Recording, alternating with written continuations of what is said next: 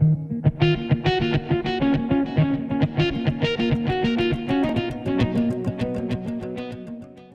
here today going over setting up your 2D sonar on your Lowrance HDS Series.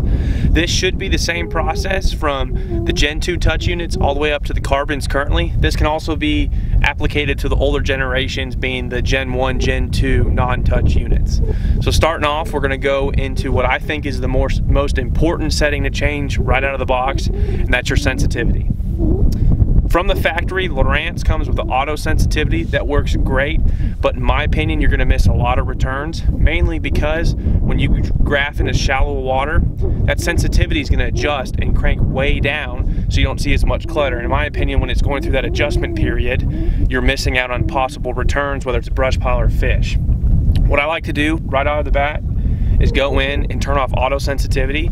Normally, when I'm graphing in that 20 to 30 foot range out here in the summertime on Lanier and Hartwell, I'll run at a higher sensitivity, being that 78, maybe all the way up to 81, depending on how clear the water is and depending on if there's a lot of particles in the water. When you graph shallower, let's say 20 feet less, 15, 10, you'll crank your sensitivity down. Normally in that range, I'll run like 72, 73, maybe even down to 70. Once you turn on manual sensitivity, you can get a pretty good idea on how you should adjust it.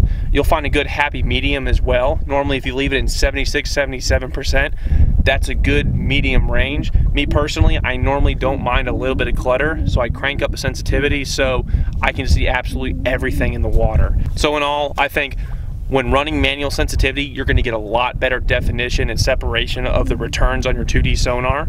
Highly recommend it. Give it a try. And like I said, play with that sensitivity. Go graph shallower, see what it does, graph out deeper. You'll see, in my opinion, a lot clearer image.